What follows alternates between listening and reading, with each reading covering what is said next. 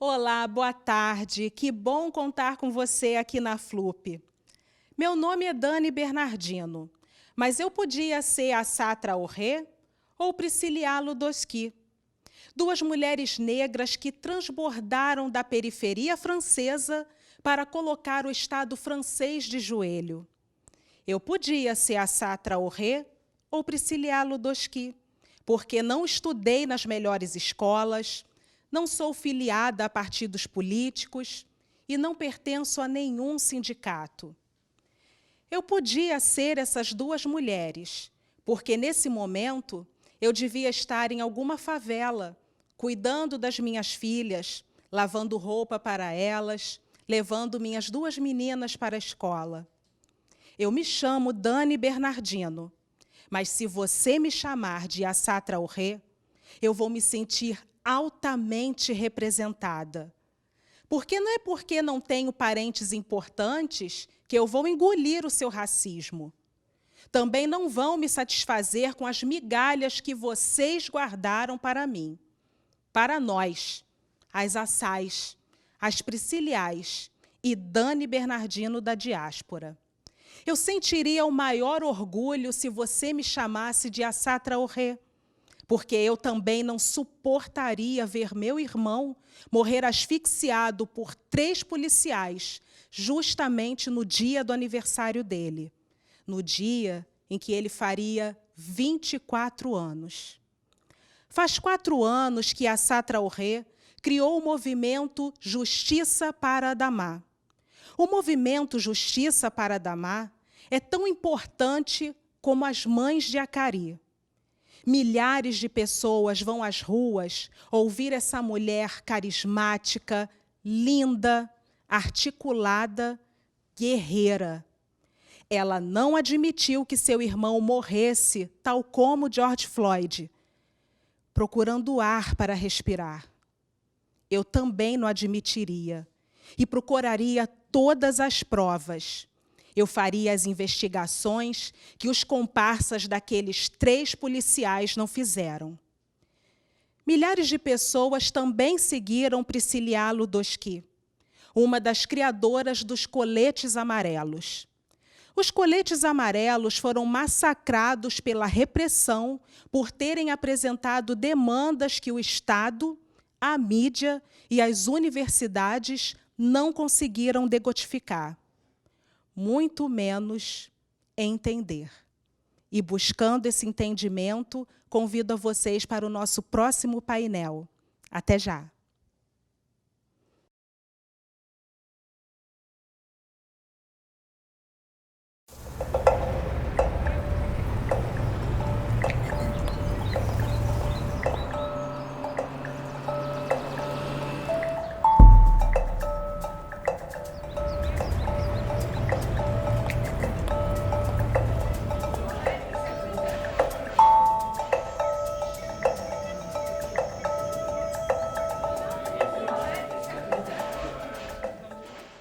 Merci, bonsoir à tous et merci d'avoir pris le temps dans ce nouveau quotidien complètement bouleversé que nous avons tous pour venir passer quelques minutes, ce petit moment avec nous. Je suis extrêmement heureuse de revenir à la FLUP qui est aujourd'hui, moi j'ai été contaminée, j'y suis allée il y a quelques années et voilà, je n'ai jamais... j'ai tracé cette équipe, tout ce que Julio fait à Rio, mais aussi hors des murs du Brésil, ce lieu qu'il crée où on se découvre, où on entend parler de soi, où on entend parler de l'expérience noire dans 30, 40 langues différentes et se poser vraiment la question de la circulation de ces expériences-là, de la Norvège au Sénégal, de la Jamaïque en France, et aujourd'hui c'est Paris. Et aujourd'hui je suis très très heureuse d'être là pour faciliter cette conversation entre 2 femmes que j'admire beaucoup, Priscilla Ludoski et Assatra Orré. Donc on va commencer.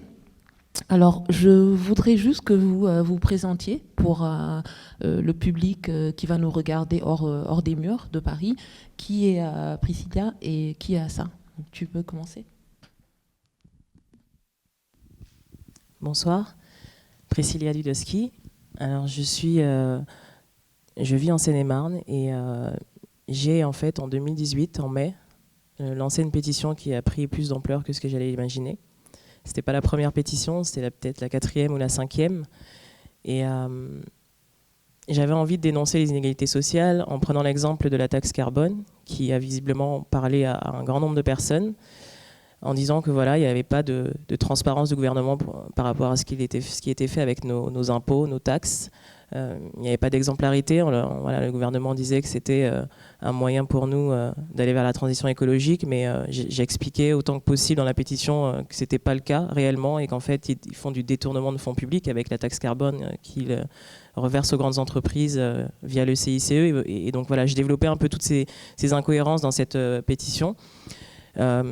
J'ai voulu la porter plus haut ensuite à la rentrée de 2019, en septembre, et je l'ai partagée plus largement en contactant les médias, un à un, radio, télé, presse, et à partir de là, elle a eu un grand écho, et j'ai été contactée par une personne qui a voulu joindre ses forces aux miennes pour pouvoir lancer la première manifestation qui est devenue la manifestation des Gilets jaunes le 17 novembre 2018. Donc, pour faire court, et après peut-être qu'on pourra développer. Absolument, absolument. Assa ? Bonsoir à vous tous. Merci pour l'invitation.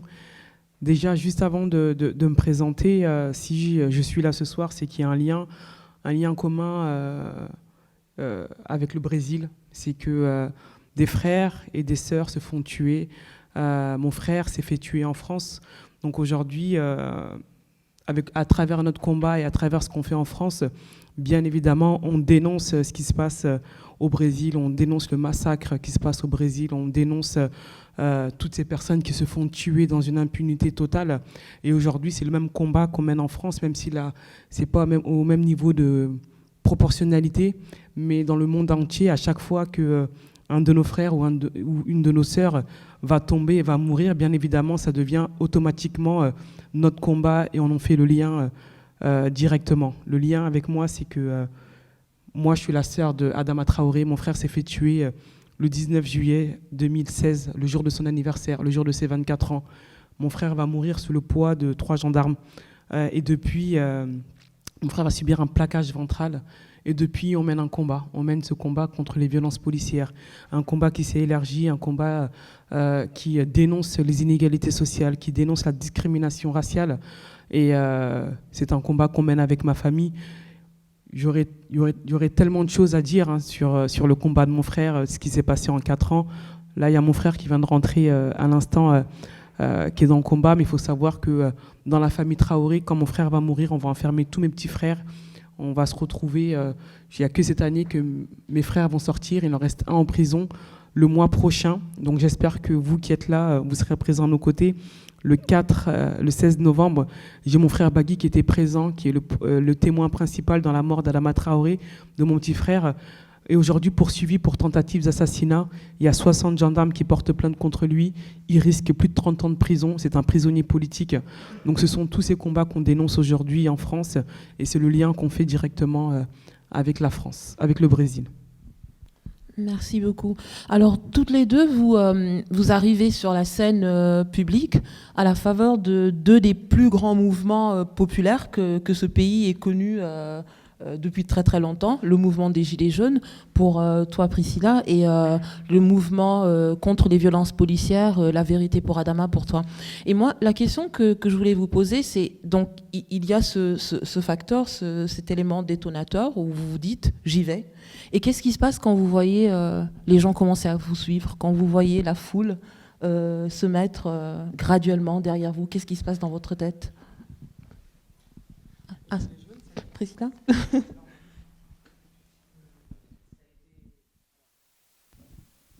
Vous m'entendez? Oui. Ça a été impressionnant déjà, parce que je ne m'y attendais vraiment pas. D'abord, ça a été, comme j'ai utilisé une plateforme numérique, forcément les premières réactions se sont manifestées via les réseaux sociaux et via cette plateforme numérique qui est change.org. Et j'ai une déferlante de messages de soutien et de demandes de qu'est-ce qu'on fait, comment on le fait et comment on s'organise.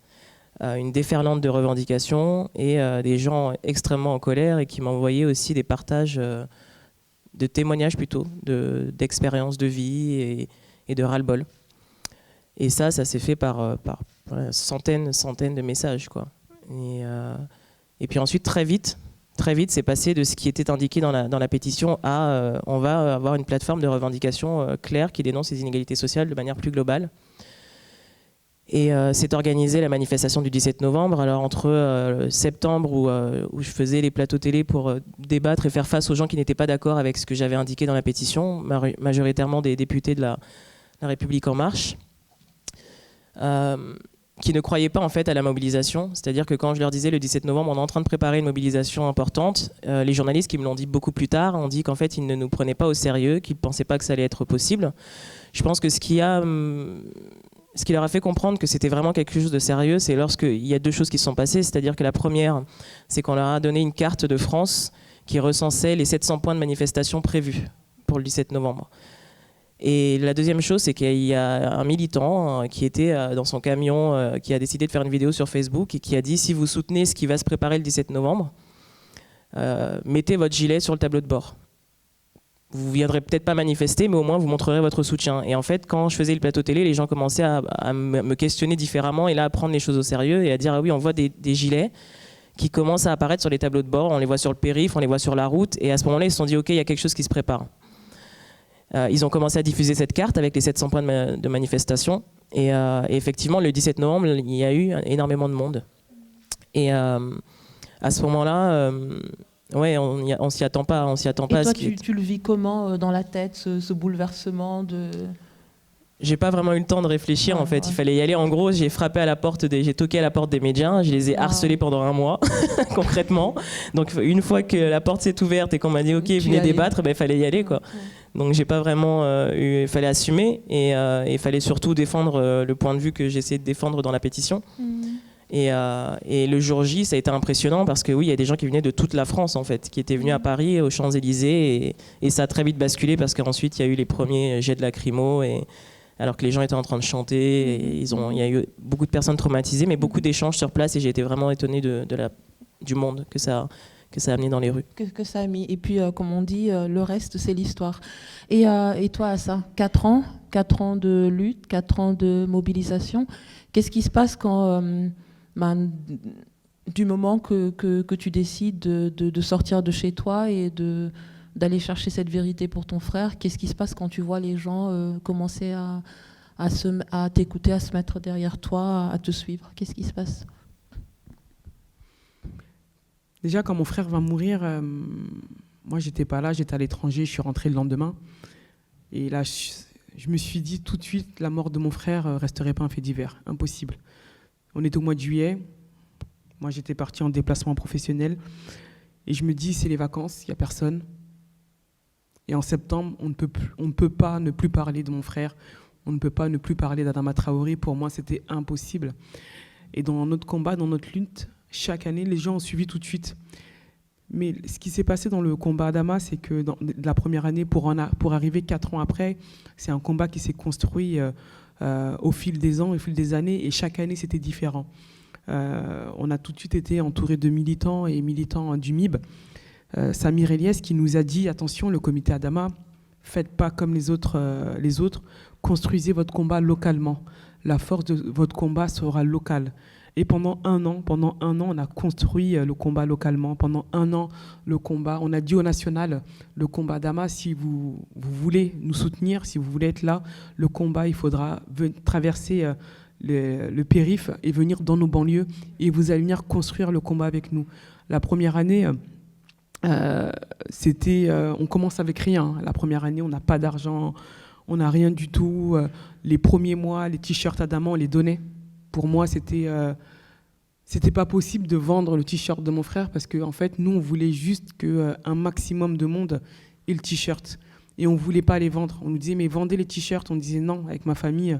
On disait non, on veut que tout le monde ait le t-shirt Adama. Donc les premiers mois, c'est un t-shirt qu'on payait nous-mêmes et qu'on donnait aux gens pour qu'ils puissent porter le t-shirt Adama. Et comment on construit ce combat localement, c'est que déjà, pour arriver à cette force-là, il y a eu des révoltes. Il y a eu des révoltes chez nous pendant plusieurs jours. Les habitants de chez nous se sont mobilisés, il y a eu du feu. Il faut savoir que si les médias arrivent, ils ne viennent pas parce qu'Adama Traoré est mort. Adama Traoré n'a même pas de nom.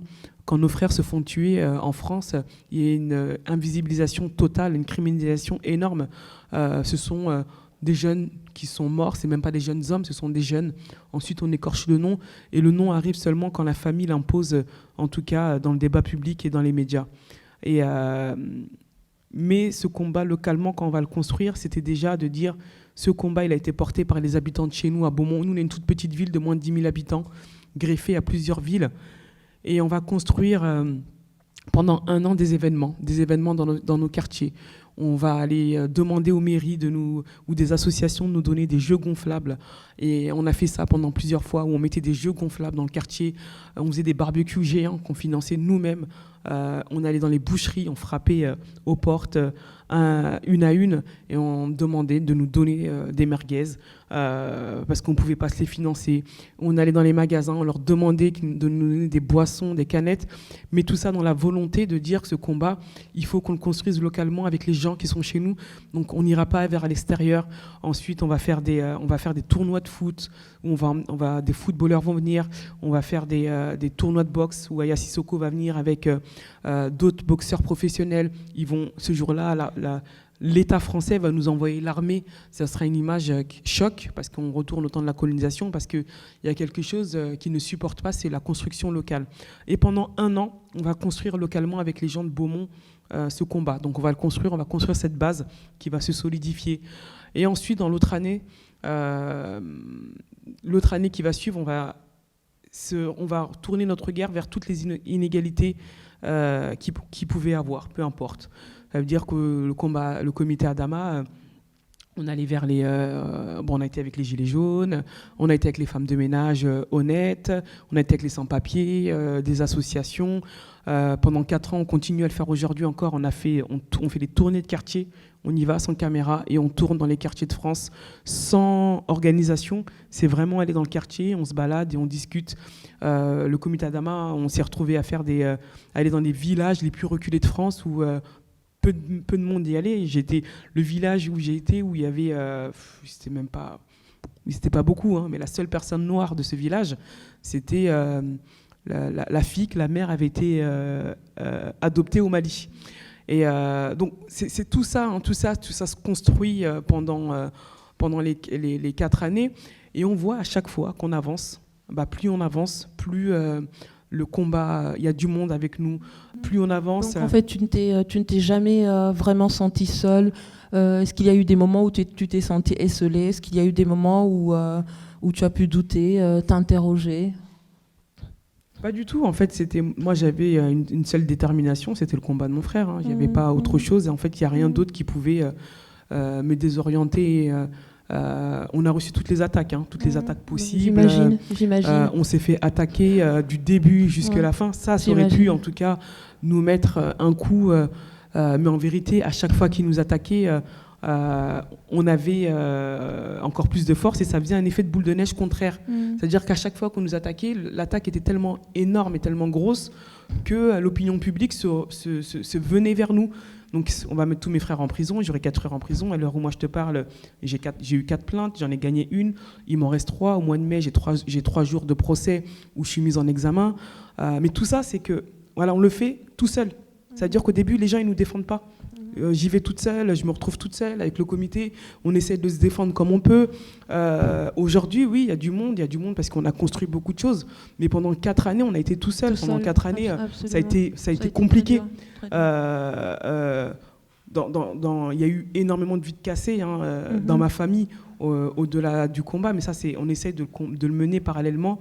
Et après, on voit que le combat, il continue. Plus on se fait attaquer, plus c'est gros, plus les gens viennent, me disent mais c'est pas possible, qu'est-ce qui se passe avec cette famille, il y a un problème.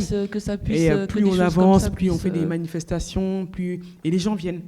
Jusqu'à ce qui se passe avant le 4 juin, on fait appel aux Gilets jaunes pour rebondir avec ce que Priscilla disait. Et on va revenir sur ça. Mais je voulais rebondir sur une chose que tu as dit, que je trouvais intéressante, c'est cette figure, le fait de se retrouver finalement presque malgré soi dans un mouvement qui va te dépasser, mais en même temps, il n'y a presque pas de doute. Et j'ai un peu cette image quand je te vois, Priscilla. Aujourd'hui, les Gilets jaunes, moi je suis enseignante aux États-Unis, c'est le mouvement, les deux mouvements contemporains les plus étudiés aux États-Unis sont les Gilets jaunes et le mouvement antiraciste, la vérité pour Adama. Donc on est servi aujourd'hui. Et les Américains sont toujours très étonnés lorsqu'ils découvrent que les Gilets jaunes ont été lancés par une femme et une femme noire. Et donc moi, la question que je voulais te poser, qui rejoint un peu ce que Assa vient de dire, c'est que donc qu'est-ce qui se passe? Tu vois cette organisation qui va fleurir dans 700 points en France. Est-ce qu'il y a un moment où tu te dis ok, dans quoi je suis rentrée, où tu fonces et on y va. Et la deuxième question, qui rejoint aussi une chose que Assa vient de dire, on vous a beaucoup vu ensemble. On t'a vu à des marches pour la vérité pour Adama, on t'a vu à des événements pour les Gilets jaunes, et certains n'ont pas bien compris. Alors on a parlé d'attelage un peu ovniesque, on a parlé d'un ratissage opportuniste. Comment expliquer la convergence d'intérêts que vous pouvez avoir, et comment expliquer qu'on puisse retrouver autour d'une même table des questions telles que la question des violences policières, les quartiers populaires, les luttes des travailleurs, l'écologie, etc. Alors pour répondre questions. Oui. Pour répondre à la première sur le fait que ça ait pris de l'ampleur et de savoir comment j'allais faire avec tout ça, je me suis déjà dit qu'il manquait une partie de moi dans le combat qui avait été menée déjà 10 ans avant. C'est exactement la même lutte qui est née dans les Outre-mer en 2009 et qui est partie d'exactement la même taxe. Et donc 44 jours blocage de l'île à Martinique en tout cas, et donc qui a donné absolument rien. Et je réfléchissais à comment faire pour faire le lien entre les gilets jaunes, le peu de gilets jaunes qu'il y avait dans les départements d'outre-mer et les gilets jaunes ici. Pourquoi il y en avait peu? Parce que le choc de 2009 a été important pour plusieurs raisons. Parce que beaucoup de violences policières, parce que ignorance totale des départements d'outre-mer et que rien n'a changé. Donc pourquoi revenir dans un mouvement aussi intense alors que ça nous a beaucoup coûté? C'est les réponses que j'avais. Ça nous a beaucoup coûté, on ne nous a pas écoutés, il y a eu des cahiers de doléances, mais rien ne se passe. Et malgré tout, j'étais en contact constant avec eux là-bas. Ça a démarré très fort à La Réunion. Ça a été très vite infiltré par l'extrême droite et très vite disloqué. Et ils l'ont payé cher aussi. Mais ça a quand même eu un effet intéressant avec La Réunion. C'est que la plateforme de revendication numérique qui a été utilisée là-bas pour la collecte des revendications a été reprise par les Gilets jaunes ici. Et ça a donné la plateforme du vrai débat en janvier 2019, qui a permis à plusieurs personnes de poster des propositions, 25 000 propositions. Il y a eu 1 million de votes sur ces 25 000 propositions. Donc en fait, très tôt, le gouvernement aurait pu donner des réponses politiques. Déjà qu'on avait rencontré le ministre de la Transition écologique le 27 novembre, donc 10 jours après la première manifestation, qui ne nous prenait absolument pas au sérieux. Et étant donné que les choses avaient évolué et que les revendications avaient ratissé plus large, on lui a dit mais c'est que le début et ce sera tous les samedis. Et il ne nous prenait pas du tout au sérieux. Et on lui a dit on veut voir quelqu'un d'autre, quelqu'un qui brasse tous les ministères parce que vous n'êtes plus seulement le seul concerné par la problématique. Et voilà. Et donc après, 3 jours après, on a eu le cabinet du Premier ministre qui nous a contactés, qui voulait nous rencontrer, et on a refusé parce qu'il voulait nous faire rentrer par la porte de derrière et qu'il ne voulait pas que ce soit filmé. Wow. Donc ça a été déjà la première chose. Entre novembre et janvier, ça c'est ce qui s'est passé. Entre-temps, j'ai essayé de travailler avec les Gilets jaunes des Outre-mer qui m'ont transmis toutes leurs revendications que j'ai transmises à la ministre des Outre-mer quand elle nous a reçus. Mais là, il y a encore un petit truc intéressant, c'est qu'elle a eu un voyage après en Guadeloupe et elle n'a pas dû apprécier de se faire interpeller par les Gilets jaunes qui disaient « Mais Priscilla vous a remis les revendications, qu'est-ce que vous faites ?» Elle est rentrée, elle a tweeté un petit message à mon attention en disant qu'on n'obtenait pas les choses par la violence et qu'il manquait des informations que je devais lui transmettre. Alors que j'avais rien à lui transmettre. Si elle est ministre, c'est qu'elle est censée savoir faire son travail. Donc voilà, il y a eu déjà ce petit problème-là de se dire comment on fait pour remettre sur la table aussi ce qui avait été demandé en lutte il y a 10 ans. Absolument. Et qui n'avait pas été entendu. Ensuite, pour ce qui est des manifestations Gilets jaunes et puis du lien qui a été fait avec le comité Adama, je me suis non plus jamais senti déconnecté de cette problématique des violences policières parce que j'ai toujours vécu en banlieue, j'ai toujours connu ça, vu ça. Et effectivement, je trouve ça dommage, mais il y avait intérêt à ce que ça ce soit porté aussi par les banlieues. Mais c'est aussi dommage de se dire qu'il a fallu qu'il se passe ça pour que les gens se rendent compte, parce qu'il y a des gens qui ne savaient absolument pas que les violences policières pouvaient être d'une intensité telle, et même qu'elles existaient tout court pour certains. Il y en a qui l'ont découvert en manifestation, il y a des personnes même qui questionnaient ça et qui se demandaient vraiment est-ce que la police française est capable de faire ça? Oui, la police française est capable d'éborgner des gens pour rien. Oui, ça existe et on est en France. Alors c'est peut-être pas à l'ampleur de ce qu'on voit au Brésil, parce qu'on sait qu'au Brésil, entre 2015 et 2019, 25 000 personnes ont été tuées par la police, c'est énorme, mais quand même en France ça existe, et effectivement que le comité Adama rappelle, et toutes les familles de violences policières des années passées le rappellent, c'était important. Absolument. Et de ton côté, Assa, est-ce qu'il a fallu est-ce que tu as eu des difficultés pour faire comprendre aux gens autour de toi que le rapprochement avec les Gilets jaunes était un rapprochement qui devait se faire, ou qu'on pouvait y trouver quelques intérêts, et d'expliquer les intérêts qu'il pouvait y avoir à ouvrir les questions que portait ton mouvement, au-delà de la question des violences policières, donc c'est-à-dire toutes ces questions autour de l'écologie, de la pollution, du capitalisme, etc. Quand il y a le mouvement des Gilets jaunes, donc il y a la première date, qui passe, on observe, on regarde, et on voit ce que ça donne, et il y a une deuxième date, le samedi d'après. Et là, avec le comité, on s'assoit, on fait une petite réunion et on se dit on y va.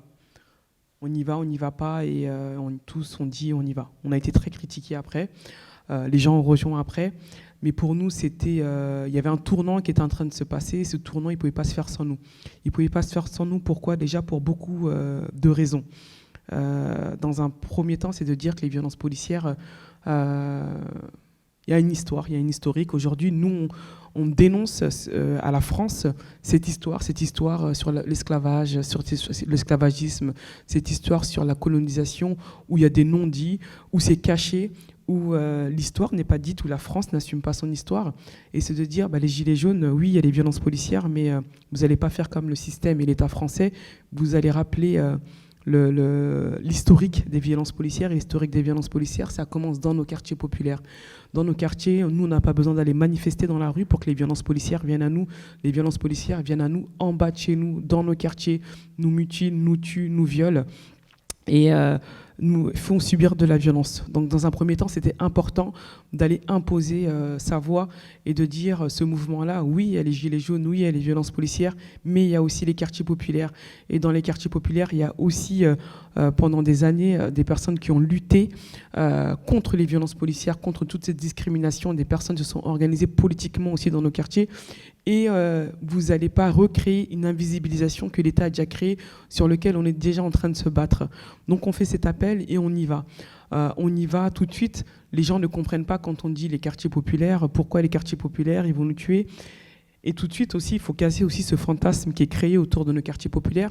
C'est de dire aux Français que dans le quartier populaire, le fantasme qu'ils ont dans leur tête, c'est un jeune en basket, jogging et casquette qui a entre 16 et peut-être 25 ans, ou 16 et 18 ans, c'est de dire que dans nos quartiers populaires, il y a aussi des enfants. Dans nos quartiers populaires, il y a des jeunes. Dans nos quartiers populaires, il y a des jeunes adultes. Dans nos quartiers populaires, il y a des adultes. Dans nos quartiers populaires, il y a aussi des personnes du troisième âge. Et en fait, quand on dit les banlieues, la banlieue, ça veut pas forcément dire que vous allez voir le jeune avec le jogging basket et la casquette.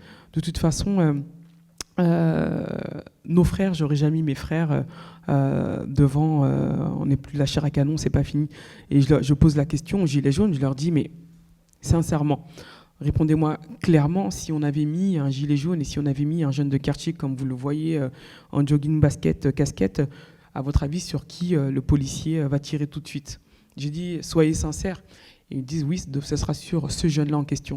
Et j'ai dit, il faut savoir que dans nos quartiers, il y a aussi des personnes, des banlieues qui sortent tous les jours, qui vont travailler dans les hôpitaux, qui vont travailler à la poste, qui vont faire d'autres métiers, qui subissent aussi ces inégalités sociales. Et quand il y a toutes ces revendications-là, c'est de dire aussi, nous aussi, qui mieux que nous ne peut parler du chômage, du logement, de toutes les inégalités. J'ai dit, elle nous touche en plein fouet. Ça veut dire que avant que ça vous arrive, vous, ça nous a déjà mis à terre, ça nous a déjà détruit toutes les infrastructures, même dans les écoles. Il y a une inégalité qui est énorme. Ça veut dire que ce mouvement-là, il ne pouvait pas se faire sans nous, c'est pas possible.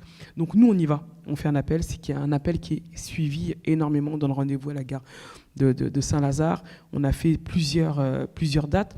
Et tout de suite, les Gilets jaunes, on a accroché. Et effectivement, il y a ceux qui ne comprenaient pas. Et c'était surtout aussi de dire il ne faut pas laisser la place à l'extrême droite et pas une récupération de l'extrême droite sur ce mouvement-là, parce qu'il y a quelque chose qui est en train de se créer. C'est une récupération de l'extrême droite où le message, en tout cas, était tout de suite brouillé. C'est de dire non, on va aller. Et le message, et en tout cas, et la voix va se faire entendre. Et c'est surtout de dire on va créer des solidarités. Ça partait dans le mouvement et dans le sens du comité Adama, parce qu'avant les Gilets jaunes, on s'est déjà mis sur d'autres mouvements. Et c'est de créer des solidarités. Quand on crée des solidarités, des alliances, moi, je dis pas de convergence. Moi, convergence, c'est quelque chose qui me parle pas vraiment. Ok.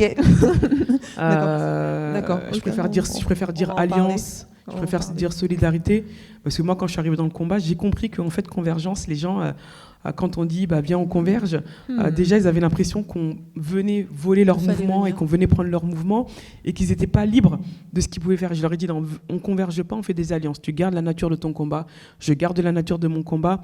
Et je te donne de la force, tu me donnes de la force, on y va, on crée de la solidarité. Et tout de suite, les gens se débloquaient, se sentaient beaucoup plus à l'aise. Mais dès qu'on disait converger, ça voulait dire que moi, dans cette convergence-là, je venais, que j'avais quelque chose à dire sur ton combat. Donc nous, ça fait très longtemps, depuis la première année, on a dit que le comité Adama, on ne dit pas convergence, on dit alliance. Et dans cette alliance-là, on crée des solidarités. Et ça, on a vu que ça a changé énormément de choses.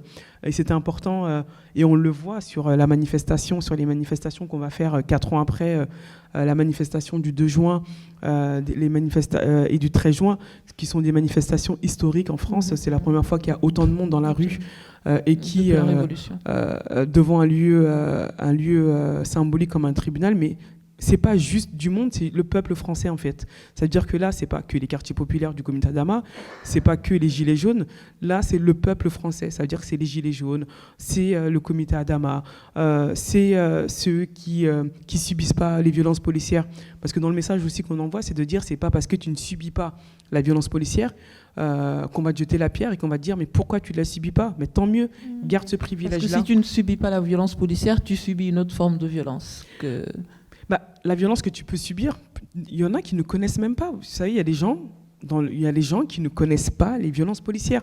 Nous, dans notre combat, on a des personnes qui sont venues un jour à Beaumont, qui a une dame, et même d'autres personnes qui, pour eux, les violences policières, c'était tellement loin. Et en fait, j'ai envie de leur dire, mais c'est pas leur faute, ils sont dans leur monde, ils ne connaissent pas. Mais c'est de dire, voilà, tu ne subis pas la violence policière, ok, il n'y a pas de problème, on ne va pas te jeter la pierre, mais cette violence policière que tu ne la subis pas, tu ne peux pas rester spectateur. Et ce 13 juin-là, on avait eu tout le monde, toutes les classes sociales, tous les âges. On avait ces jeunes-là dont tout le monde parlait, des quartiers populaires qui sont sortis massivement, qui étaient là aussi. On avait des adultes, on avait toutes les religions, on avait toutes les appartenances sexuelles. Et ça, c'était le peuple français qui vient. Et c'est la question, je rebondis sur la première question que tu disais, comment on a fait pour, à chaque fois qu'il y avait du monde. Mais c'est 4 ans de travail. C'est 4 ans de travail aujourd'hui qui arrivent là. Donc quand on crée la solidarité avec les Gilets jaunes et qui viennent à Beaumont et qui viennent ce 2 ou le 13, c'est de la solidarité qu'on a créée aussi avec toutes les injustices, parce qu'en vérité, si je dis que je me bats contre les violences policières parce qu'il y a une inégalité, une injustice, je ne peux pas passer à côté d'une autre injustice et faire comme si je n'avais rien vu. On ne choisit pas les injustices. Ça veut dire que si tu subis et si tu combats une injustice, tu es censé regarder toutes les injustices et ça devrait t'interpeller. Demain, c'est comme dans un pays où il y a de la pauvreté, on ne choisit pas qui on nourrit ou qui on ne nourrit pas. Donc c'est quelque chose qu'on a créé depuis 4 ans.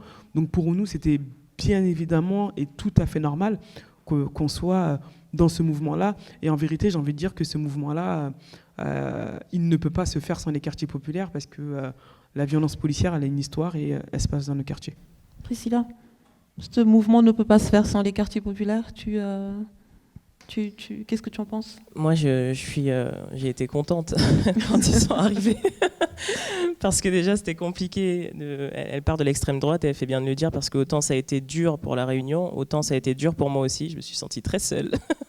C'était au début, quand je faisais les plateaux télé et qu'ils faisaient exprès de me placer à côté de quelqu'un de l'extrême droite, du type on est dans la même team. C'est stratégique par rapport aux téléspectateurs qui regardent. Donc de créer une espèce de donner l'impression, voilà. Exactement, de donner l'impression, c'est de la manipulation. Et c'est difficile de dire aux gens et de se justifier à chaque fois que vous allez dans la rue, non, ça n'a pas été lancé par l'extrême droite, parce que réellement, ce qui a provoqué ces images-là, à plusieurs reprises, c'est que les gens pensaient que ça avait été lancé par l'extrême droite, qui déployait énormément d'énergie pour le faire croire. Ils prenaient, ils prenaient parole dans les médias, ils appelaient leurs militants en disant voilà, il faut y aller. Moi, les premiers qui m'ont contacté, c'est l'extrême droite, qui m'ont demandé de manifester à côté de moi sans banderole. J'ai dit non, bien sûr. Mais il y a eu plein de petites stratagèmes comme ça pour essayer de récupérer très tôt, en fait. Et ça a été fatigant, entre ça et essayer de faire le lien avec les Outre-mer, et le fait que le comité Adama ait tout de suite compris que les inégalités sociales, effectivement, c'est pas une branche de la population de la dénoncer, mais à tout le monde. Ça a été une bouffée d'oxygène. C'est pour ça que moi non plus, je ne parle pas de convergence. Quand au début, on a parlé, il y a une conférence commune, je ne me souviens plus de la date, mais une conférence commune où j'étais venu, et où on parlait de convergence avec les quartiers populaires, et où je disais non, pour moi, ce n'est pas une convergence, c'est une évidence. C'est connecté de toute façon, d'une manière, sauf que tout le monde ne voit pas encore le tableau. Voilà, c'est ça. Absolument. Alors moi, il y a une chose que j'ai trouvée extrêmement intéressante lorsque tu as dit qu'une partie de toi manquait en 2018. C'était donc cette histoire 2009, les mouvements en Outre-mer. Et lorsque toi, ça, tu ancres ce mouvement, tu ancres ton action dans une histoire plus longue, donc tu nous parles du MIB, donc de dire par rapport aux accusations qui ont pu être lancées du fait que ces mouvements étaient des emprunts qui venaient de l'étranger, que vous vous inventiez un peu une vie, de dire voilà, nous sommes dans une indigénisation, dans des questions extrêmement françaises, qui ont une histoire française, qui sont localisées sur des territoires et qui surtout ont une histoire. Ça, je trouvais ça extrêmement important, même si c'est un rappel, mais c'est un rappel nécessaire, parce qu'on a tendance à oublier qu'on est sur des histoires françaises. Alors par rapport à cette question de la géographie, je voulais maintenant qu'on essaie de sortir un peu de Paris, qu'on sorte un peu de l'Hexagone, et je voulais juste savoir toutes les deux, par rapport aux paroles que vous portiez, par rapport à ces mouvements, par rapport à votre engagement, même au-delà de ce mouvement, est-ce que vous êtes en communication, est-ce que vous êtes en écho avec des choses, des questions, des mouvements hors des frontières de l'Hexagone?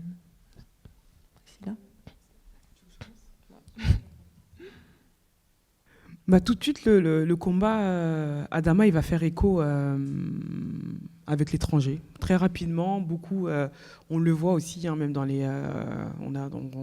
statistiques, on est très suivi par l'Afrique, beaucoup, qui portent le combat. Les États-Unis suivent aussi le combat, beaucoup aussi en Europe. Et on a un comité, par exemple, à Montréal, qui, à chaque fois que le comité fait un événement ici, fait en parallèle fait un événement aussi à Montréal. C'est une Française qui vit là-bas et qui a porté le combat. Et tout de suite, elle va nous inviter, on va aller à Montréal, on va aller dans le quartier nord, Montréal-Nord, je crois, c'est comme ça qu'on dit, et où on va rencontrer des militants, et le comité va se créer là-bas. On a un comité aussi au Kenya, on a un comité au Mali, on a un comité au Sénégal. Pour moi, c'était important, en fait, à chaque fois que je m'étais placé dans un pays, c'est plus fort que moi. Donc, des fois, je suis invité, des fois, je vais en vacances. Et je me dis, waouh, si je viens dans ce pays, peut-être que je ne reviendrai pas aussi souvent. Mais si je suis là, et en plus, on m'arrête souvent dans la rue, quand j'ai le t-shirt, vous êtes Assa Traoré. Et des connexions se font tout de suite. Hein. Le dernier pays que j'ai fait, c'était l'année dernière, c'était au Sénégal, où tout de suite, quand on est arrivé, le bruit a couru et j'ai rencontré des militants là-bas. Et il y avait un Français qui a quitté Mamtala, qui a quitté la France et qui vit là-bas. Et on a dit, on va créons un comité aussi au Sénégal. Et le but, c'est de dire, voilà, à chaque fois qu'on se déplace dans un pays, c'est de dire, on va créer des comités. C'est pas de dire, par exemple, moi, quand on dit Assa Traoré, porte-parole des mouvements des violences policières, je leur dis, je suis pas porte-parole, je suis juste la sœur de Adama Traoré. Et il faut faire attention à ne pas s'enfermer dans une seule personne et de ne pas faire comme le système a fait depuis toujours. On s'enferme dans la voix d'une personne et c'est une personne qui porte notre voix, alors que cette personne-là ne nous connaît pas forcément et n'est pas partout.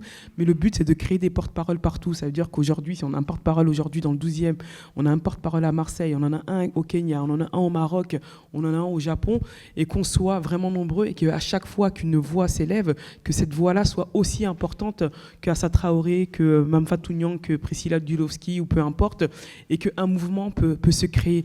Et c'est de dire, bon bah, vous, dans votre pays, quand vous êtes là, bien évidemment, comme c'est le comité Adama, c'est un lien qu'on fait, donc on envoie des t-shirts, des livres, ils font des ventes, ils font des débats aussi, des débats où on n'est pas là, où des fois je fais des visios, mais c'est de dire aussi, on dénonce les violences qu'il peut avoir dans le pays.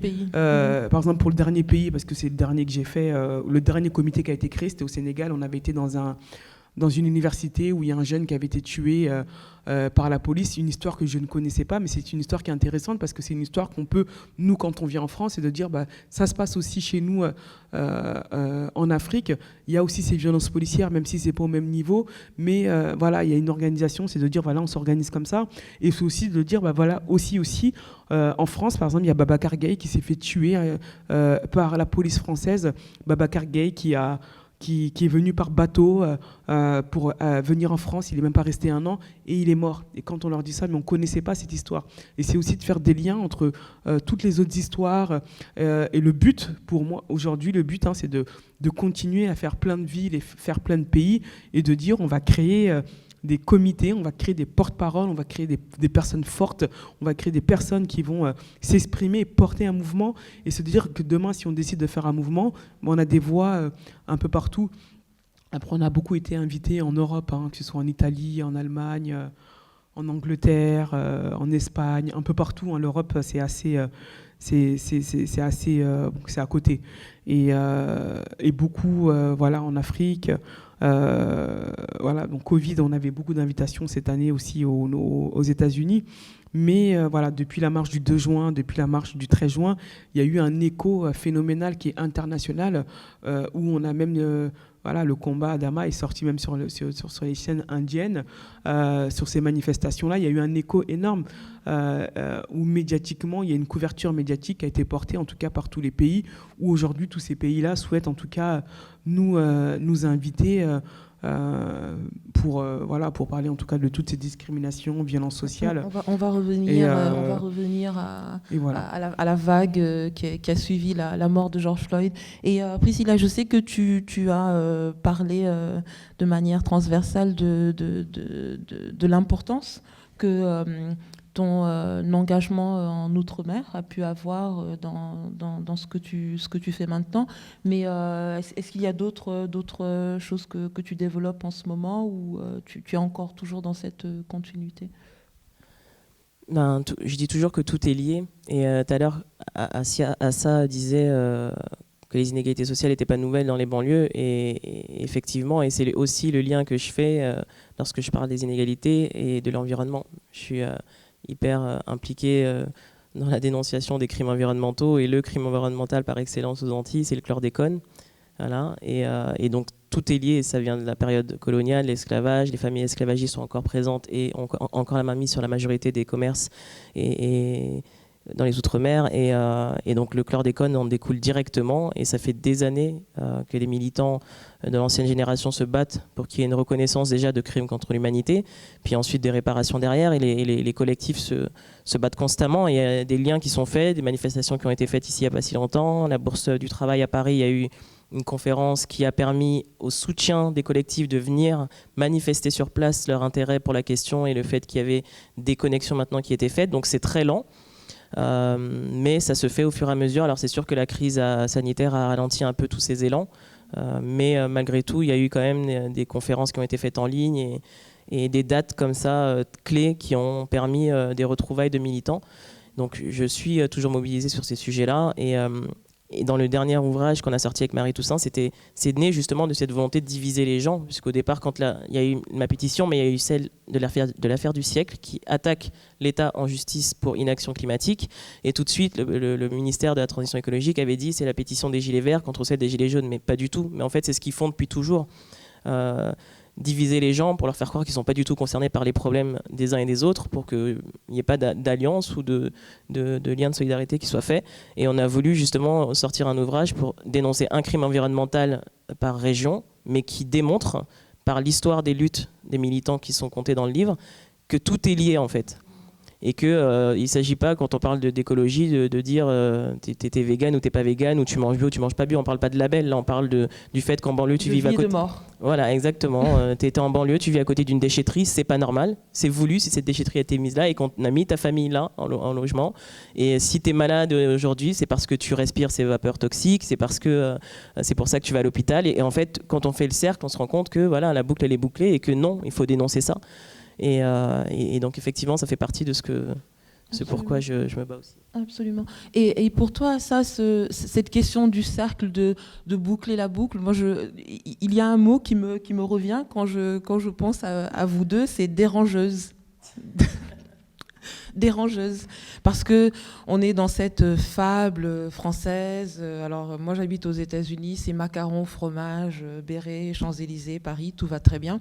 Et puis vous dérangez les choses.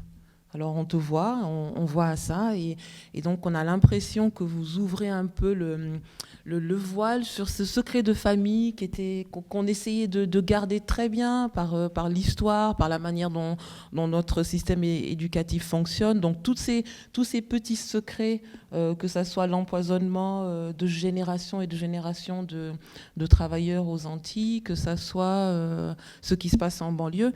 Et donc qu'est-ce que ça fait d'être une dérangeuse à ça? Est-ce que tu te considères comme une dérangeuse? Et juste avant de répondre à ta question, on a été aussi en Guadeloupe pour faire un petit clin d'œil à Priscilla. On a été aussi en Guadeloupe et où on a été reçu par le LKP, l'Idomota, et on a été super bien accueillis. J'ai pas créé de comité parce que c'était vraiment au tout début, c'était pas encore dans mon esprit. Mais on a été bien accueillis, on a fait la télé nationale, on a fait 3 chaînes, ils ont fait un truc et j'ai découvert mai 67 là-bas. Je suis revenu en tout cas beaucoup plus enrichi et à chaque fois que j'interviens, je dis il y a mai 67 dans l'histoire de France. Après, avant mai 68 et la convergence des luttes. Voilà, il y a mai 67 et c'est important, il faut que les gens, c'est une date qu'on doit connaître. Et après, moi je dirais pas que je suis une dérangeuse, j'ai juste envie de dire que je suis juste la sœur d'Adama Traoré. Moi, j'ai pas demandé à ce que mon frère soit tué. Moi, j'ai pas demandé à avoir cette vie-là. J'ai pas demandé du tout. J'aurais préféré que mon frère soit là aujourd'hui et qu'on continue notre vie comme si de rien n'était. Hein. Moi, avant que mon frère meure, j'étais parti en Croatie et je l'appelle. C'était le dimanche 18. J'avais déposé mes enfants et je l'appelle. J'avais vu tous mes petits frères sauf lui. Et je l'appelle, je lui dis Adama, t'es où? Parce que je prends l'avion ce soir, mais je t'ai pas vu, je voulais te faire un bisou. Il m'a dit je suis parti à Paris, nous on habite à 50 km. Et il m'a dit est-ce que tu veux que je revienne? Je lui ai dit non, c'est bon, va avec tes copains, continue. Et moi, on se revoit la semaine prochaine. Et je dis je t'ai commandé un cadeau qui arrive mercredi. Et il me dit lundi de l'aéroport, tu viens directement à la maison? J'ai dit oui, directement. J'ai pas demandé, moi, tout ça. Pour moi, j'allais partir en Croatie et j'allais revenir et voir mon frère le lundi d'après. Et en vérité, comme je dis, aujourd'hui, je suis devenue une soldate malgré moi. Nous sommes devenus des soldats malgré nous, mais ils ont créé le soldat que nous sommes devenus en nous. Ils ont créé ça en nous. Il y a une machine de guerre, cette machine de guerre qui est là. Je le dis, c'est une machine de guerre qui n'a ni sentiment, qui n'a ni état d'âme, qui n'a ni remords, où tous les coups sont permis, et quand elle se met en place, c'est une broyeuse. Et c'est une broyeuse qui ne regarde pas ce qu'il y a devant. Et cette broyeuse, elle a tué mon petit frère.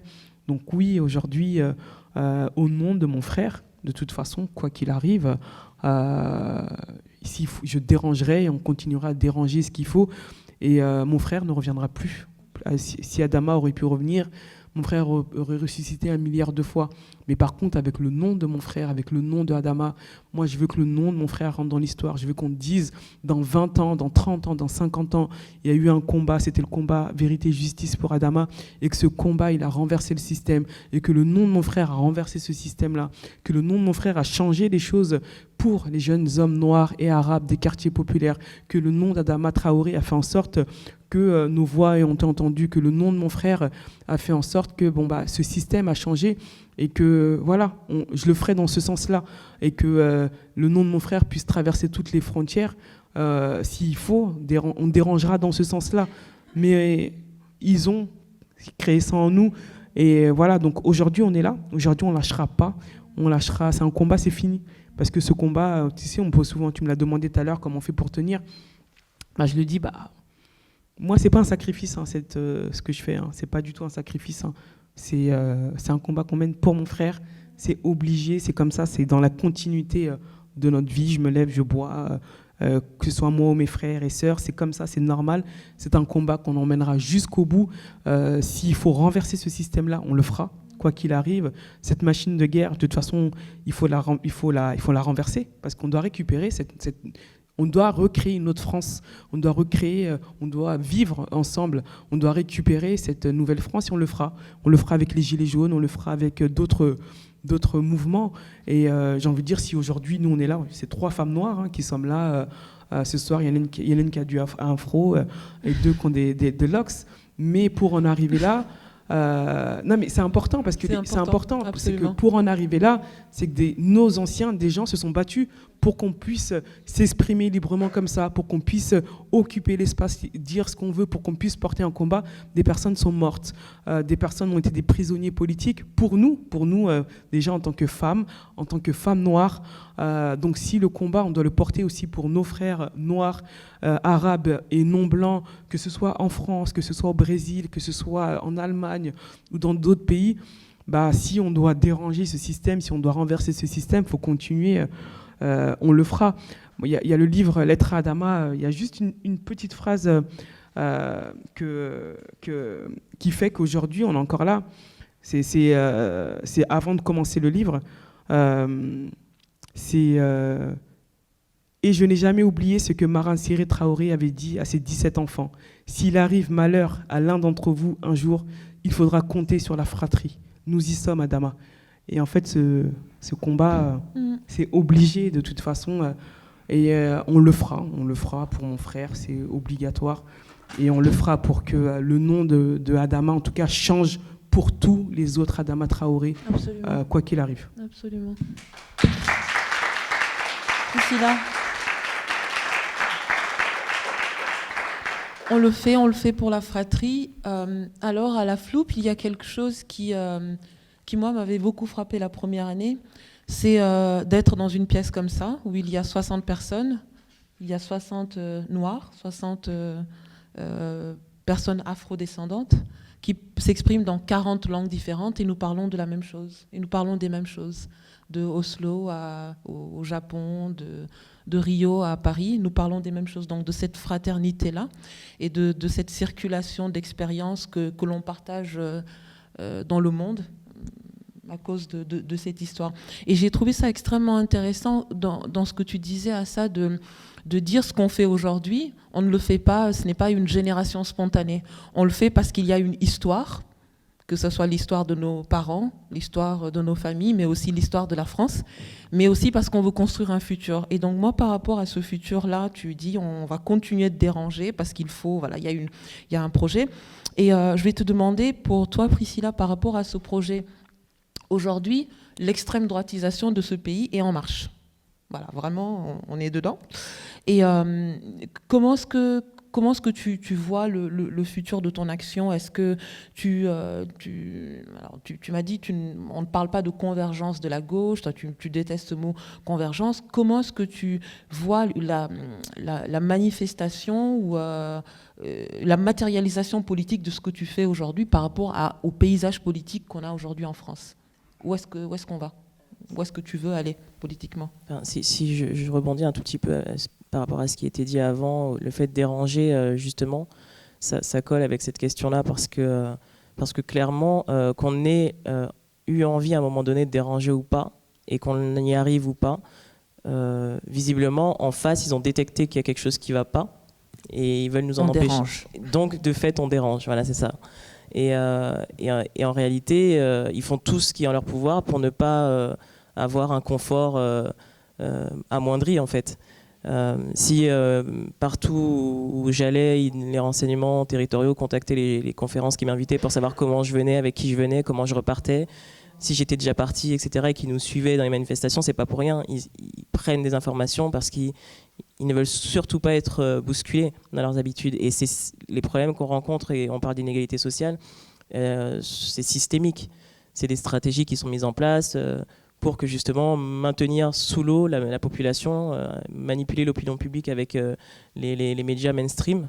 Et les médias indépendants font un travail assez important pour essayer de contrer tous ces messages-là qui sont transmis à la population. Très vite, mais sans vouloir te couper, là je rebondis sur la question que je posais à ça. Et qu'est-ce qui te fait tenir quand tu te retrouves avec ça en face de toi? Parce que c'est pas rien. Oui, c'est pas rien. On parle de l'État. C'est pas rien. En fait, plus ils déploient des moyens pour empêcher la parole, l'expression et l'action, plus je me dis que je suis dans le vrai. Parce que je pense que qu'en face, ils n'ont absolument aucun intérêt à ce que les choses changent, puisqu'ils ont tous les outils à leur disposition pour qu'ils ne soient pas contrôlés par la population. On ne peut pas empêcher leurs agissements.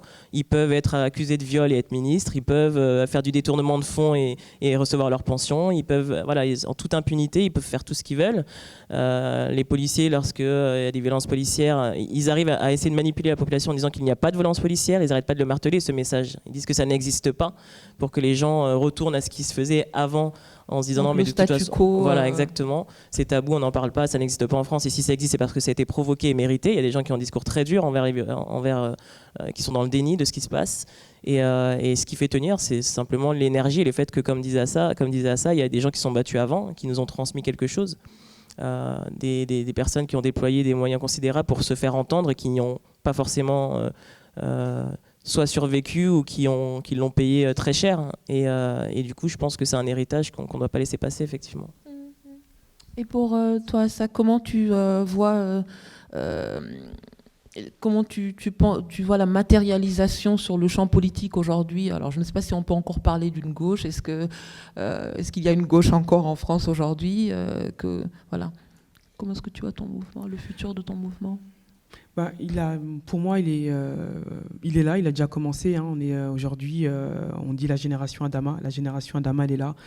C'est toute cette génération, qu'elle soit jeune ou moins jeune, qui est partie. C'est un mouvement qu'on est en train de porter et de prendre. Et c'est surtout de dire qu'on n'a pas encore fini de prendre le mouvement, le tournant de ce mouvement-là.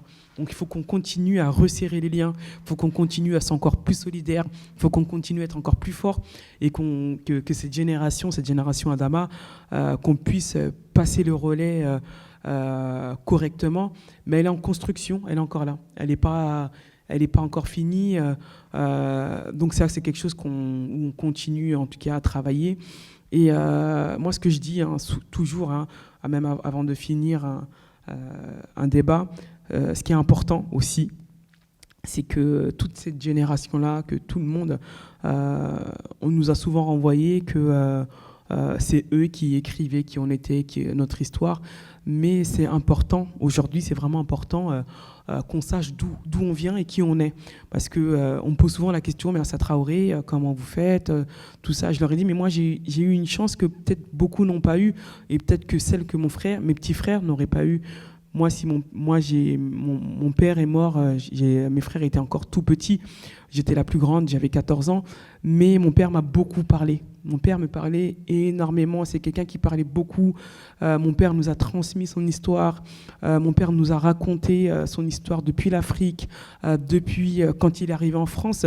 Et mon père m'a construit beaucoup de choses et m'a donné une assurance énorme, très très forte, qui fait qu'aujourd'hui, quand je suis là, j'ai envie de dire, moi par exemple, les attaques, j'ai envie de leur dire, mais est-ce que vous savez à qui vous parlez? Vous parlez à Assa Traoré, descendant de petite fille d'un chef de village, gouverneur de Caille, qui a fait un grand-père maternel qui a fait la dictature sous Moussa Traoré, j'ai dit je suis cette petite fille-là. Et vous savez ce que ça veut dire Traoré? Traoré, ça veut dire guerrier. Je suis descendante d'une famille de guerriers. Ça veut dire qu'il y a cette assurance-là qui est très importante et que j'ai envie qu'il faut qu'on transmette et qu'on continue à transmettre à toute cette génération-là. Et c'est de dire que même votre prénom veut dire quelque chose. Vous ne venez pas de nulle part, on ne vient pas de nulle part. Personne ne vient de nulle part, qu'on vienne de l'Afrique ou qu'on vienne de l'Asie. Nos noms de famille, nos noms de famille veut dire quelque chose. Nos prénoms veut dire quelque chose. L'histoire de nos parents veut dire quelque chose. Et quand on sait ça, peu importe l'attaque, peu importe le combat, que ce soit les violences policières ou autres, ce combat-là, on le prendra autrement. On prendra avec force, on le prendra avec détermination et surtout avec assurance. Nous, on est en train de préparer un documentaire et la dernière partie de ce documentaire, elle se passe en Afrique.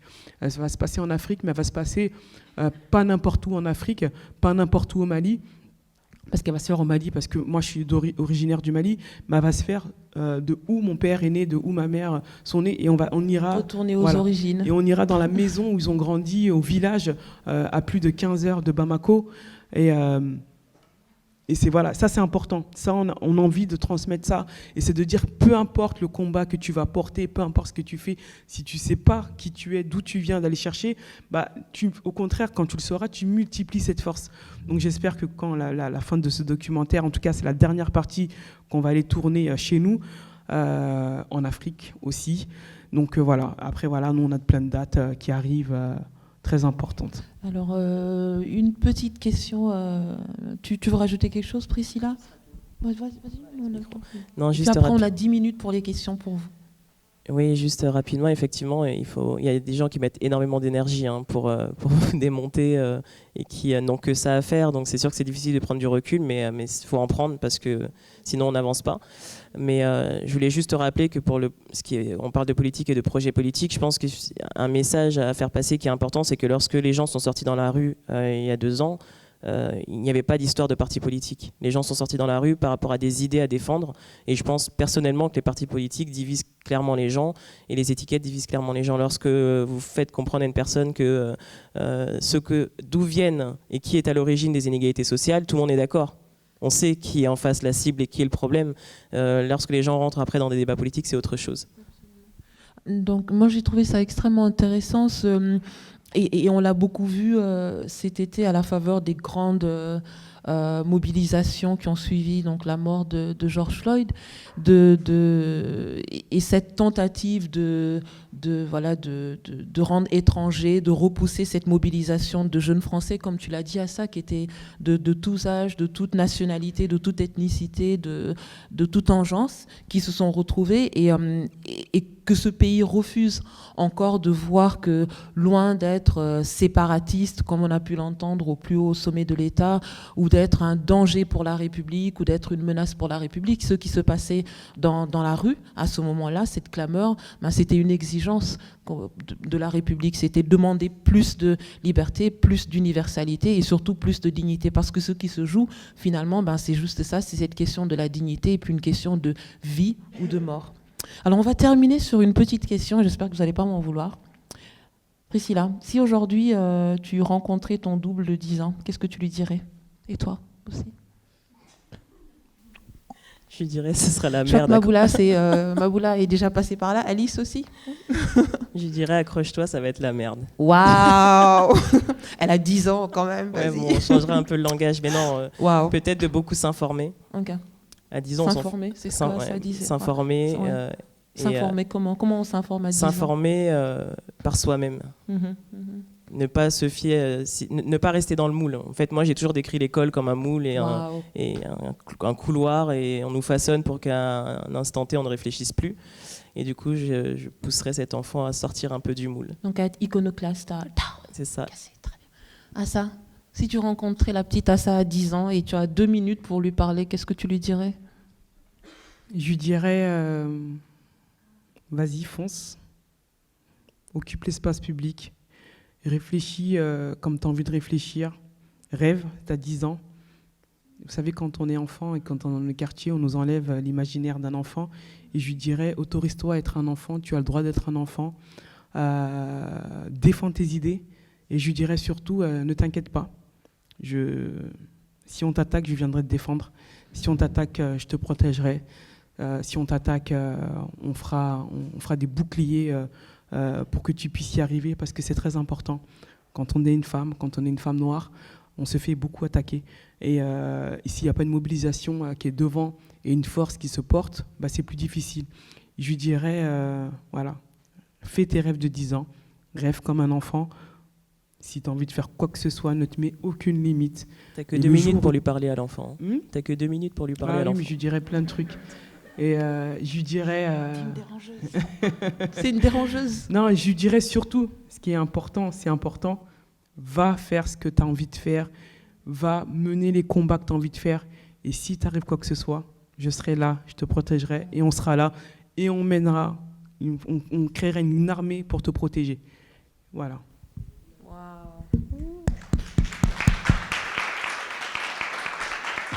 Alors, vous avez 10 minutes, 10-15 minutes pour poser des questions. Je vais vous demander de ne pas faire de commentaires, mais des questions assez brèves, comme ça, on a soit Priscilla ou Assa peuvent répondre, et puis on peut avoir un joli tour de micro. Faut pas être timide, hein. Moi je suis professeur, hein. Si personne lève la main, je désigne quelqu'un volontaire. Je rigole. Alors, je vois pas. Ah ben on peut pas.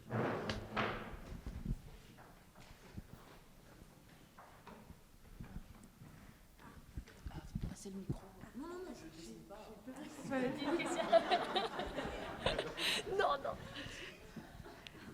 Bonjour, merci beaucoup pour vos interventions.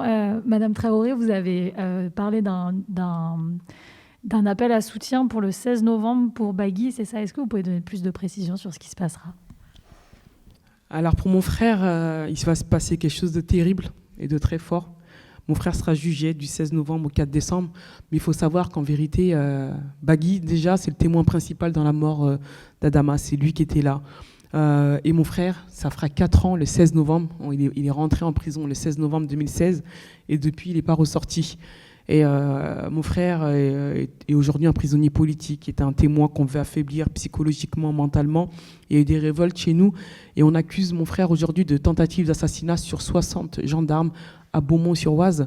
Mais c'est ce que je disais au début, ma famille, on a subi énormément de choses, beaucoup de vides cassées. Et quand on met tous les frères d'Adama Traoré, c'est de dire voilà comment on va les casser, cette famille, comment on va les mettre à terre. On va casser la cellule familiale parce qu'on est très très très soudés dans notre famille et on va mettre les frères Traoré en prison. Quand ça marche pas, on va mettre la sœur, on va lui mettre des plaintes, peut-être qu'elle va arrêter.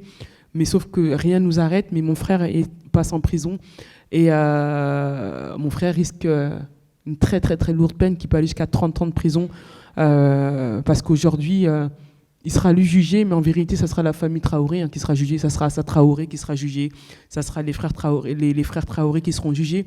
Il y aura une vengeance qui se créera, en tout cas, sur ce procès-là. Donc c'est une mobilisation, c'est un procès qui est très important, en tout cas pour nous. Le combat pour Adama, on le mènera jusqu'au bout, mais pas au sacrifice de mes petits frères, jamais. Donc le 16 novembre, je vais vous demander de... À Cergy-Pontoise, le 16 novembre, ça dure 3 semaines. Voilà, donc ça va être 3 semaines très très dures et très intenses en tout cas pour nous. Super. Je vais prendre 2 questions en même temps. Bonsoir, merci à toutes pour cette belle conférence. J'ai une question pour Assa. Il n'y a pas très longtemps, on s'est violemment disputé avec des amis à votre sujet, où on essaie de parler de Adama et c'est des amis, qui ne sont plus des amis du coup, qui nous ont répondu, on était 2 contre tout le monde et qui nous ont dit oui mais ce sont des délinquants. Et en fait, c'était qu'est-ce que vous leur diriez? Parce qu'au bout d'un moment, on n'arrive plus à dialoguer et donc on est parti. Je vais prendre une deuxième question. Et donc ma question, ça va être pour Priscilla Ludansky. Merci beaucoup.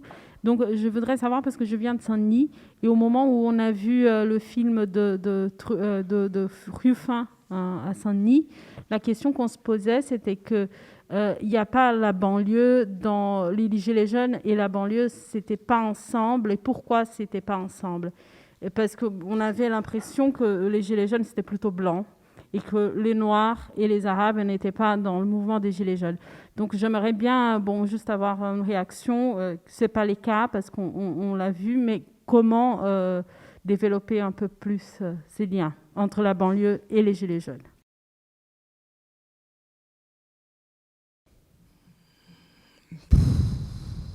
C'est dur de parler avec des gens qui comprennent rien. C'est vraiment compliqué.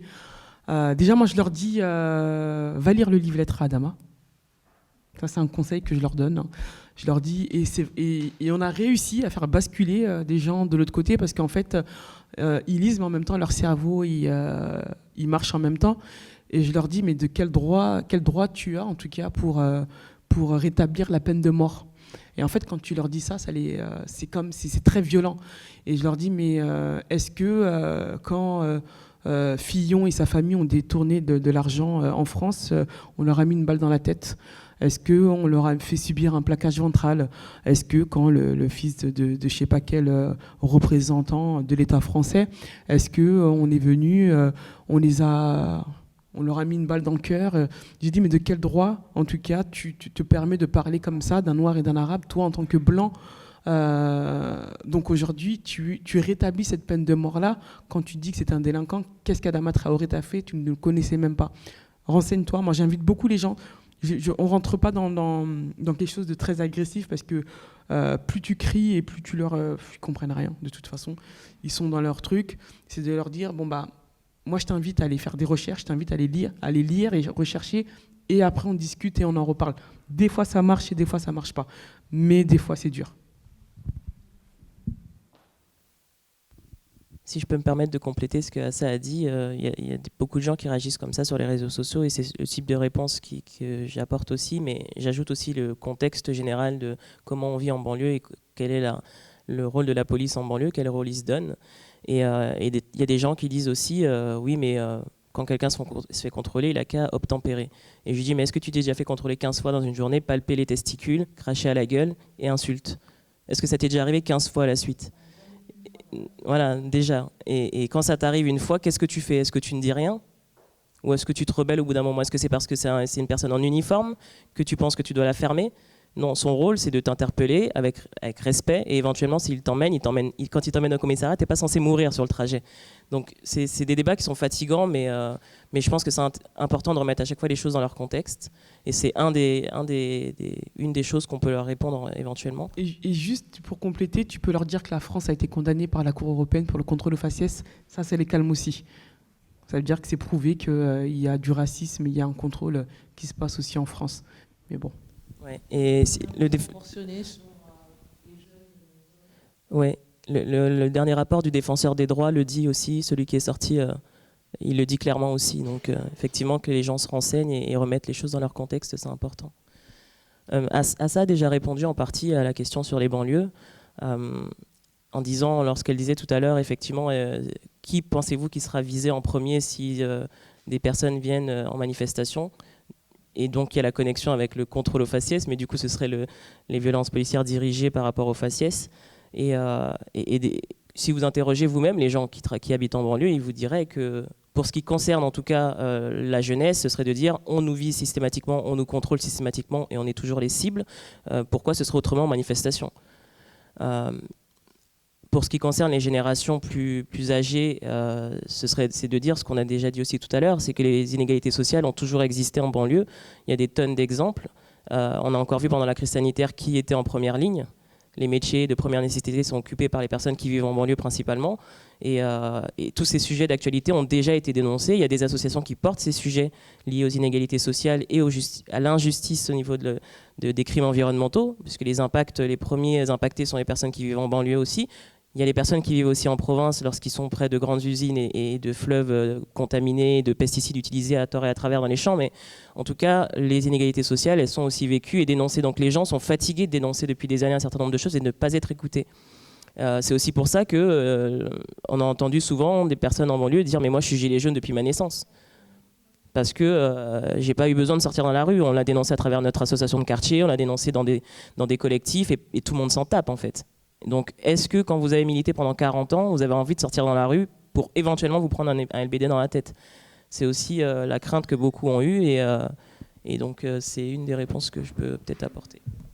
Juste, je crois que sa question, si j'ai bien compris, c'est pourquoi Non, ta question, c'était pourquoi dans le film qui sont sortis, les Noirs et les Arabes n'apparaissent pas dans les Gilets jaunes. C'est ça, et sa question est très intéressante parce que je me suis posé exactement la même question, et c'est effectivement, qu'est-ce qui s'est passé? J'ai pas compris ça dans ce sens-là.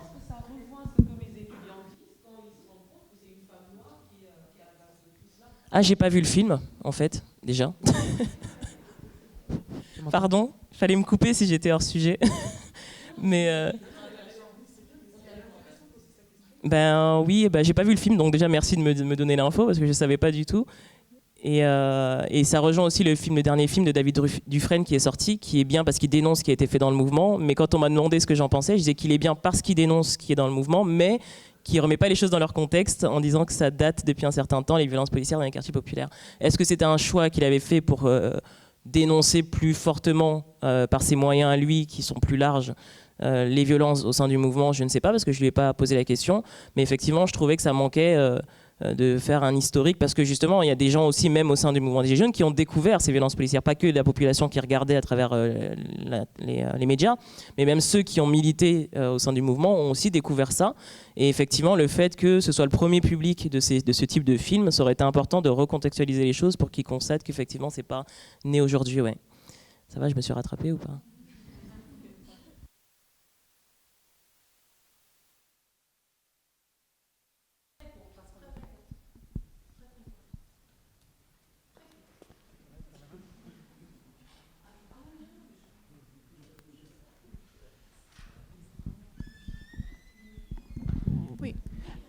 Est-ce qu'on peut combattre l'État si l'État si l'État a le monopole de la violence légitime et si c'est une violence inouïe, parce que c'est une violence inouïe qui est utilisée par les gens qui sont éborgnés, les manifestants paisibles qui sont éborgnés par la police. Et je pense que c'est aussi la première fois que finalement cette violence se manifeste aussi clairement contre une population blanche aussi.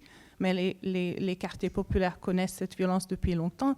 Comment on peut trouver, sans avoir des partis politiques très unis et tout ça, en tant que citoyen et en tant que personne normale, comment on peut combattre l'État?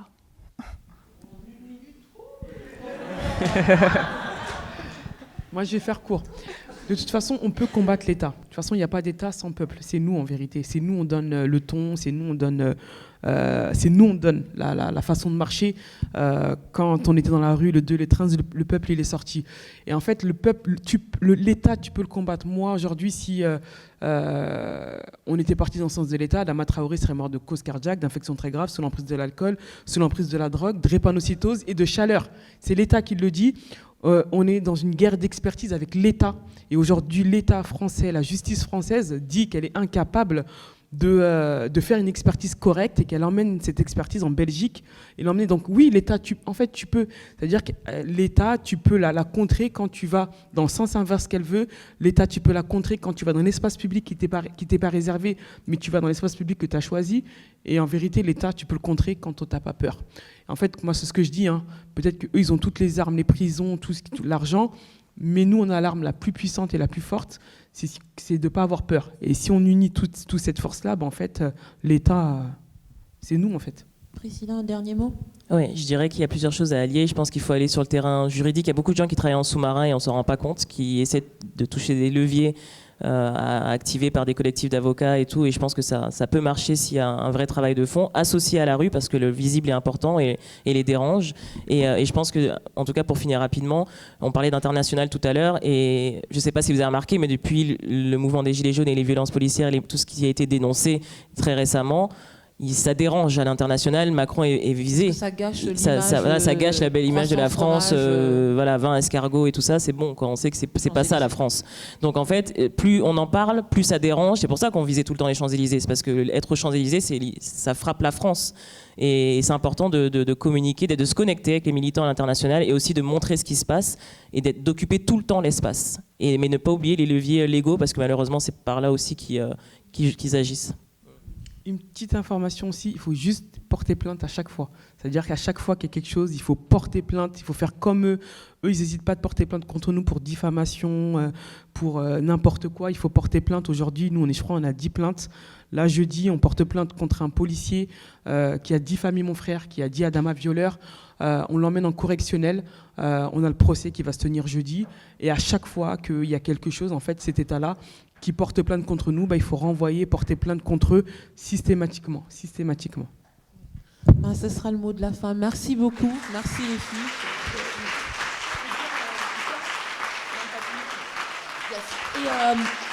Je pense qu'il y a des t-shirts il y a des t-shirts dans le lobby et la signature du livre de Priscilla, si vous voulez, retourner à la maison et puis réfléchir un peu plus. On a des livres et des t-shirts, c'est important, c'est important de le dire. Dans tous les combats qu'on mène, l'argent c'est le nerf de la guerre. Si on n'a pas d'argent, on n'avance pas. Ça c'est une réalité. On peut pas se cacher derrière plein de discours. Il y a une réalité qui est là, qui est vraie. Les expertises, on les paye nous-mêmes. Tous les événements, on les paye nous-mêmes. Nous, on a le t-shirt qui est là et qui coûte 10 €, qui rentre directement dans la caisse du comité. Et on a le livre Lettre à Adama aussi qui est là. J'ai pas ramené l'autre livre, j'en avais plus. Merci.